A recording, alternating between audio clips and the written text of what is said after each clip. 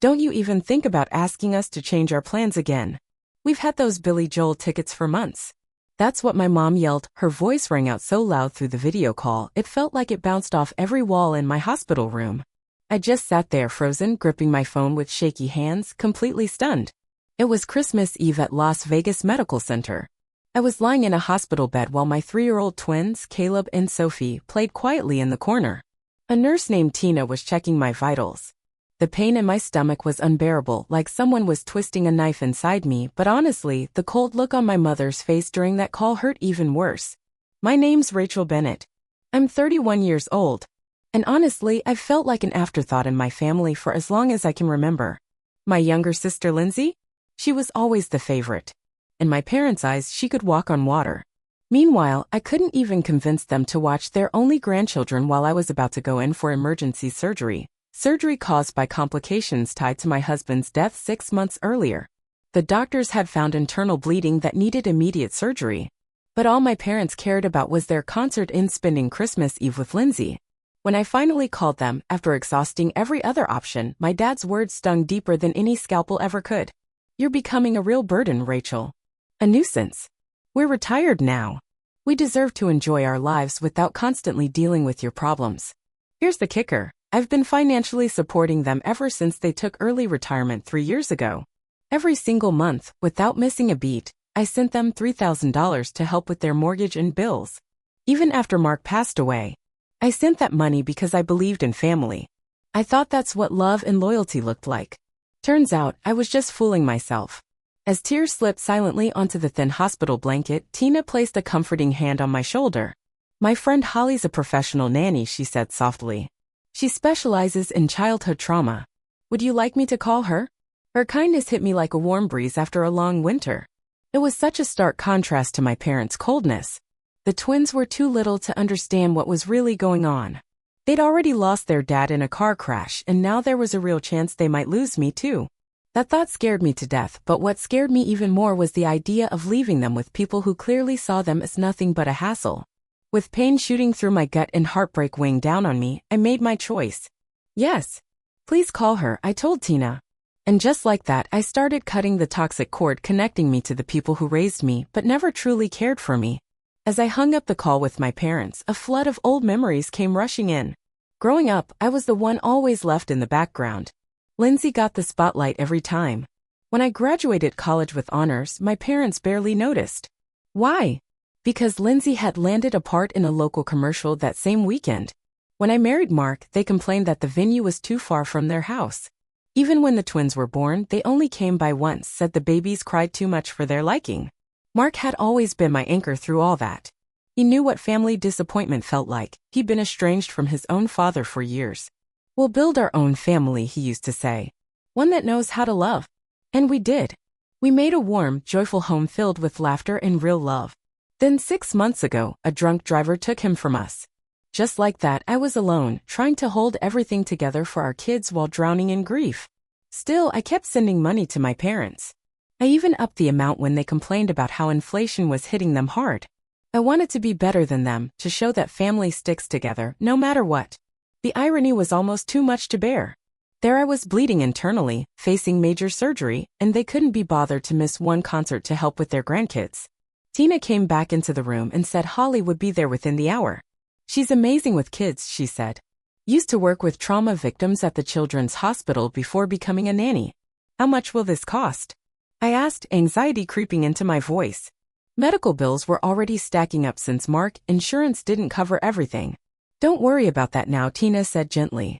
Let's just focus on getting you through surgery. But I couldn't help worrying. My mind went straight to that $3,000 I was supposed to send my parents next week. That money could go toward childcare now. Toward protecting my kids. Toward us. And that thought, it lit something in me. A flicker of self-respect that had gone out a long time ago. When Holly walked in, she was exactly what Tina said she'd be, kind, calm, and instantly connected with Caleb and Sophie like she'd known them forever. As the hospital staff came in to prep me for surgery, I made another choice. Could you hand me my phone one more time? I asked Tina. My hands were still trembling as I sent 2 messages. The first was to my bank, canceling every future automatic transfer to my parents. The second went to them. I will no longer be providing financial support. My children and I deserve better than being your afterthoughts. Don't contact me again." As they wheeled me down the hallway toward the operating room, through all the pain and fear, I felt something else. Freedom. The surgery went well, though it left me weaker than I expected. I stayed in the hospital for 6 days, drifting in and out of sleep. Through it all, Holly stayed with the twins during the day and brought them back to our apartment each night. At one point, when I was more alert, I noticed my phone flashing. 26 missed calls. Dozens of texts from my parents and Lindsay. Most of the texts from my parents followed a pretty predictable script. First confusion, then irritation, and finally desperate messages begging about their mortgage payment. Not once did they ask how my surgery had gone. Not once did they ask if the twins were okay. But it was my dad's final message that really drove it home. "You can't just cut us off like this. We've got a cruise plan next month and the tickets are non-refundable." Lindsay's messages were different. She actually seemed confused. "Mom and Dad just said you were having a minor procedure," she wrote. "What's going on? Why are they panicking about money?" That's when it hit me, they'd lied to her. They had downplayed my emergency surgery to justify going to the concert instead of helping with their grandkids. Even though I was still groggy from the meds, I decided to tell Lindsay the truth. I sent her everything. Her reply came fast. "Oh my God, Rachel. I had no idea it was that serious. They told me you were just overreacting about a routine checkup. I would have come. I would have watched the twins. I'm so sorry." And you know what? I believed her. Lindsay wasn't heartless. She was just raised in a house where her needs were always the top priority. Maybe this would finally open her eyes to who her parents really were. By the time I was discharged from the hospital, I had a clear plan. First, I hired Holly to stay on part-time and help with the twins while I recovered. Second, I contacted a lawyer and had a will drafted. I named a close friend, someone I trust as the guardian for my kids, because there was no way in hell I was leaving them in my parents' care. Third, I blocked my parents' numbers. I allowed Lindsay limited contact, just enough to see if she was truly trying or still playing both sides. The financial impact of my decision was no joke. That $3,000 I'd been sending my parents every month? That was nearly a third of what I made as a freelance graphic designer. Without that weight dragging me down, I could finally afford proper childcare. Maybe even start rebuilding the emergency savings I burned through after Mark died. That night, lying in my own bed for the first time in days, the twins sleeping peacefully in their room down the hall, I felt complicated. There was guilt. I'd been trained my whole life to feel bad for putting myself first. There was fear, too. Raising toddlers while healing from surgery wasn't easy. But beneath it all, something new started to grow. Self-respect. Real solid earned self-respect. Then my phone buzzed with a text from Lindsay. "Just had a huge fight with Mom and Dad about how they treated you. I'm staying at a hotel tonight. Can we talk tomorrow?" Maybe I wasn't as alone as I'd thought. 2 weeks after the surgery, I was slowly getting stronger. The incision still throbbed if I moved the wrong way, but every day felt a little more manageable. Holly had been nothing short of a blessing. She showed up every morning to help with the kids so I could work from home. My clients had been surprisingly supportive about my limited availability. I felt lucky to have work that let me stay close to my children while I healed. Lindsay visited a couple of times. She brought over healthy meals and spent time with Caleb and Sophie. At first, our conversations were a bit stiff, but slowly she opened up. One evening, as we watched the twins playing on the living room floor, she said, "They always made it sound like you were the one pulling away from the family." Then she looked at me and added, "I never realized they were the ones pushing you out." It felt like I was finally seeing a different side of my sister, one I hadn't noticed before, maybe because our parents had always kept us divided. I wasn't ready to fully trust her yet, but I appreciated her effort. That meant something. Then came the knock I'd been halfway expecting. I looked through the peephole and saw them, my parents. My mom was clutching her designer purse like a lifeline, and my dad stood there, arms folded tight across his chest, that same annoyed look etched into his face. My heart pounded, but I opened the door just a crack. "What do you want?" I asked. My voice came out steadier than I'd imagined. "Rachel, sweetheart," my mom cooed in that fake sweet tone she used when she wanted something. "We've been so worried. You haven't answered any of our calls. We just needed to make sure you and the kids are okay." "We're fine," I said flatly. "Is that all?" "It's not all," my dad jumped in, pressing lightly against the door. "We need to talk about this ridiculous money situation. Apparently, the bank had called about their missed mortgage payment and they'd had to dip into their cruise savings to cover it. The nerve of them. Not a single question about how my recovery was going. Not a single mention of the twins. Just money. I told you I'm done sending money, I said. I meant it. But honey, my mom whined, her voice going up an octave, we've come to rely on that income. Your father and I adjusted our entire lifestyle around your help. My help? I repeated in complete disbelief. I've been sending you money out of guilt and obligation. And when I needed you most, when I was having emergency surgery, you couldn't even step up to watch your grandkids. My dad's face darkened. That's not fair, Rachel. We had plans. Plans? I said, the anger bubbling up. Plans that were more important than your own daughter's life? Than your grandchildren's safety? Did you even ask the doctors what the risks were? I continued, voice shaking. They told me there was a real chance I might not make it. Their silence said everything. Finally, my mom whispered. We made one mistake. Are you really going to punish us for that?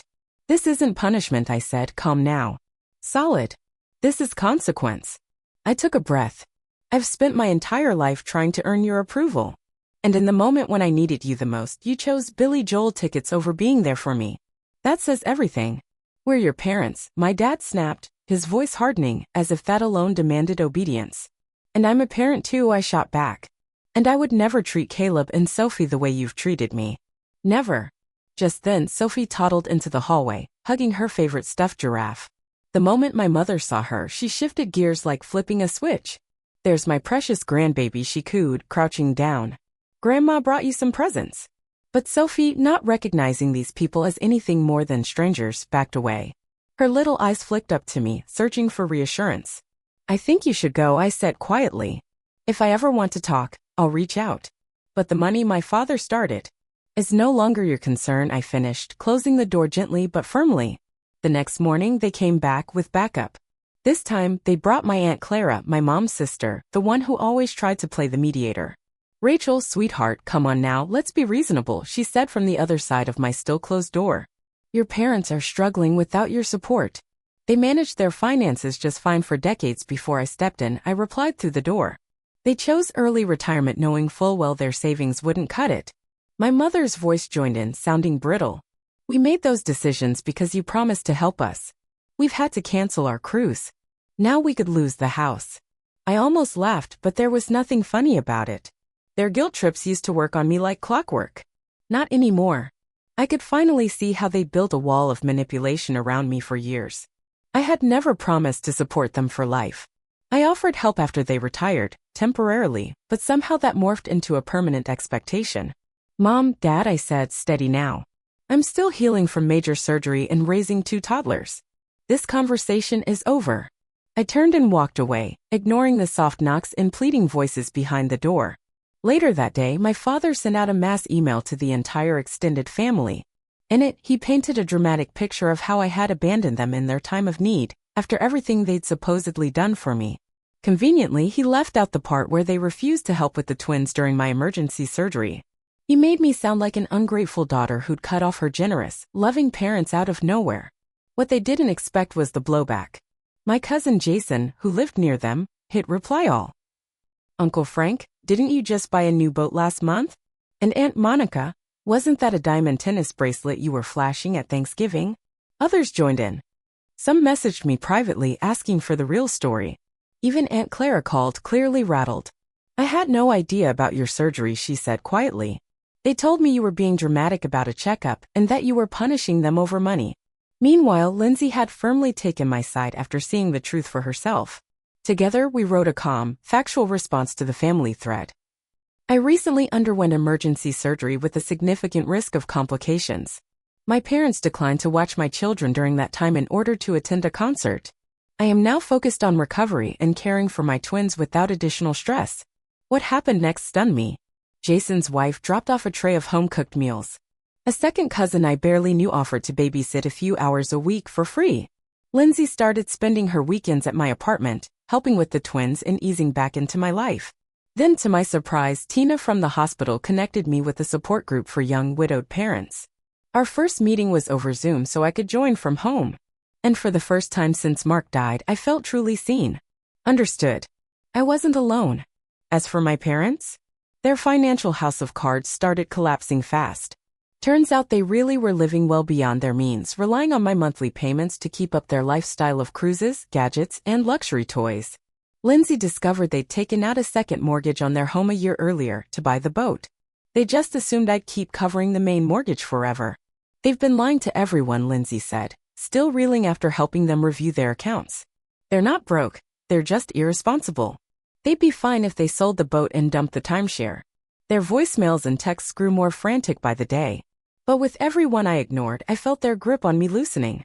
I was finally building something healthy, something real. A network of people who cared out of love, not guilt or obligation. Then exactly 2 months after the surgery, something big happened. Lindsay called me in a panic. They just got a foreclosure notice, she said, clearly torn between concern and frustration. The bank's giving them 50 days to catch up, or they'll lose the house. I bounced Sophie on my knee while Caleb napped in the next room. What about their retirement funds? I asked. Lindsay sighed. Mostly gone. They spent a chunk on the boat, then invested the rest in some scheme Dad's golf buddy told him about. Lost nearly everything. She paused. I'm not saying you should help them, Rachel. I just thought you should know. That night, the floodgates opened again, dozens of desperate texts from both parents. They didn't even try to pretend they cared how I was doing. They were done with subtlety. My mom's message said it all. We never thought you'd actually cut us off. We figured you'd be mad for a week or two, then go back to sending money like usual. The fact that they assumed my boundaries were temporary, that I didn't really mean them, infuriated me. After all the years I'd spent putting their needs before mine, swallowing their insults, accepting their neglect, it was clear they had never truly respected me. But while their world was unraveling, mine was slowly coming together in ways I hadn't expected. That support group I joined had become my anchor. It connected me with other parents going through the same storms, people who understood the grief, the pressure, the constant balancing act. That's how I met Monica, a real estate agent and widow whose husband had passed from cancer 3 years earlier.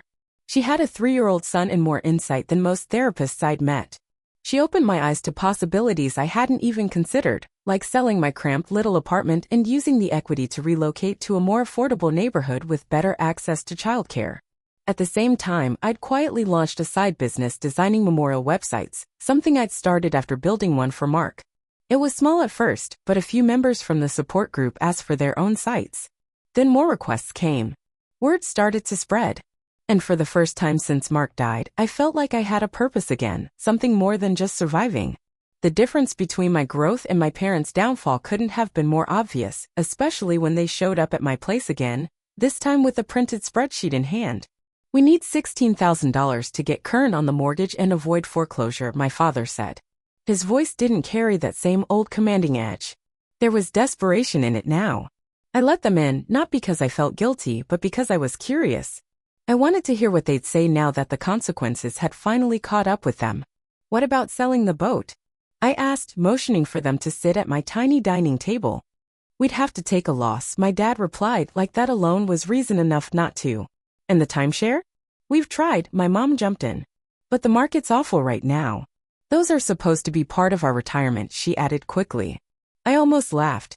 Luxuries you can't afford, I said, keeping my voice calm. We could if you were still helping, my dad said sharply. It's the least you could do after everything we've done for you. I looked at him squarely. And what exactly have you done for me? The room went quiet. The question just sat there, heavy and unmovable. That's when the twins wandered in. Caleb carried his favorite little truck, and Sophie was humming to herself, happy and oblivious. My parents' faces softened immediately. There they are, our sweet grandbabies, my mom gushed, reaching out for Sophie. But Sophie clung to my leg, pulling away from her. They don't know you, I said plainly. You've met them 3 times, maybe 4. You chose to stay distant. That's not fair, my dad said, trying to sound offended. We're busy people. Too busy for your only grandchildren, I said. Too busy to help your daughter during emergency surgery. But not too busy to show up now and ask for money. They didn't answer. They didn't have to. My mother's expression twisted sadness or maybe just strategy. If you don't help us, we'll lose everything, she whispered. I already lost everything, I replied. My husband is gone. My kids lost their dad. And we survived. You will too. 3 months after the surgery, the day finally came. They had to sell the house. Lindsay kept me in the loop, though I kept my distance. The lakefront property was gone. They ended up in a modest condo, less than half the size, tucked in a bland suburban development. My dad sold his boat, bitter about taking a loss. The timeshare finally sold too, just pennies on the dollar. They're actually telling everyone this is your fault, Lindsay said during one of her visits. They're going around saying you abandoned them after promising to support them for life. It's honestly bizarre. Let them say what they want, I told her. The truth speaks for itself. And it really did. Most of our extended family had taken my side once they learned the full story. Even my dad's sister, who had always backed him in family fights, called me to apologize. She told me she'd heard about how they refused to help during my surgery. How they were still blaming me while ignoring every choice that led them there. For the first time in my life, I didn't feel the need to explain myself. I didn't owe anyone anything. While their world continued to shrink, mine had opened up in ways I never imagined. Thanks to Monica from the support group, I found and bought a cozy 3-bedroom house in a quiet, family-friendly neighborhood. For the first time, Caleb and Sophie had a backyard to run around in, and the mortgage payment was actually cheaper than my old apartment rent. My side business, building memorial websites, had really taken off. It allowed me to scale back on graphic design gigs and focus on work that actually meant something. Holly still helped with the twins 3 days a week, and I'd rearranged my work schedule to make the most of my time with them. But more than anything, I'd found a community. When we moved in, neighbors showed up with casseroles. The support group helped organize playdates. Lindsay was no longer just my sister, she was my sister in every sense of the word. Finally stepping out of our parents' shadow. Even Tina, the nurse who helped me during one of the lowest points of my life, stopped by from time to time with her kids. I had lost my husband and I'd walked away from my parents, but I'd never felt less alone. Then, 6 months after my surgery, a letter showed up. A real handwritten letter from my mother. At first, I nearly tossed it without opening. But curiosity got the better of me. Inside, I found something I'd never seen before. An actual apology. I've had time to reflect on my behavior, she wrote. Watching you build a life without us has forced me to face some hard truths about who I've been as a mother. She admitted she'd been jealous of my independence, my strength. That she'd resented how I didn't seem to need her the way she had needed her own mother. But now, she said, she realized I had needed her, just not in the way she'd been willing to show up. When you asked us to take care of the twins during your surgery, she wrote, you were reaching out. And we failed you. I'm deeply sorry. She went on to explain how they'd overhauled their finances. My father had picked up a part-time job at a local hardware store. They sold off most of their luxury items and were finally living modestly for the first time in decades. She didn't ask for money. She didn't beg for forgiveness. She just asked me to read her words. I showed the letter to Lindsay, who raised an eyebrow. They've been talking about sending that for weeks, she said. Dad was against it at first. But after his heart scare last month, I think he started seeing things differently. My stomach twisted. Heart scare? Nothing too serious, she said. High blood pressure. Chest pains. He's on meds now and actually following the doctor's orders for once. She paused. I think it rattled him. I didn't write back right away. I needed time to sit with my thoughts and figure out whether this was true remorse or just another version of the same old manipulation. That night, I pulled out old family photo albums I hadn't looked at in years. And as I flipped through the pages, I saw it all clearly. The smiling faces, the staged holidays, the perfect parent performances. Behind it all, I saw patterns I had missed before. My parents had always played a role. But it was never about us. It was about how they looked. How they were seen. A full year after my surgery, I finally agreed to meet them in a neutral place, a quiet little cafe near my new home. When they walked in, I almost didn't recognize them. My father's once proud stance had softened. He looked smaller, more subdued. My mother's flashy wardrobe had been replaced with simple, everyday clothes. They looked human. The twins were with Lindsay for the afternoon. I wasn't ready for a full-blown family reunion, not yet. We sat in silence for a few long minutes before something happened I never expected. My father cried. I've been a terrible father, he said, his voice cracking. And an even worse grandfather. I don't expect you to forgive me. I just want you to know I finally see it. How selfish we've been.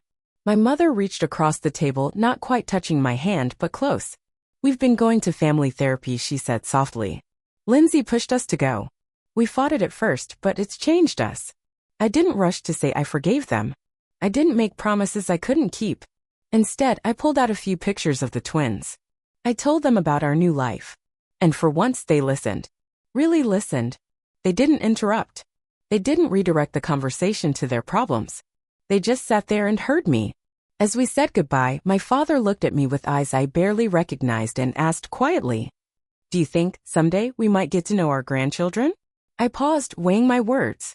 "That depends on your actions," I said. "Not your words." I made it clear if you truly want to change, we can start slow. Short, supervised visits. But understand this, my children will only have relationships with people who treat their mother with respect. Walking away from that meeting, I didn't feel burdened. I didn't feel bitter or angry or sad. I felt clear. For the first time in my life, I stood in my own strength, not needing anyone's approval, not asking for it either. Whether my parents could truly change, I didn't know. That was up to them. What I did know was this. I had already changed. I had gone from a daughter desperate to be loved into a mother who would protect her children with quiet, unwavering strength. No apologies. No more guilt. Just peace and power.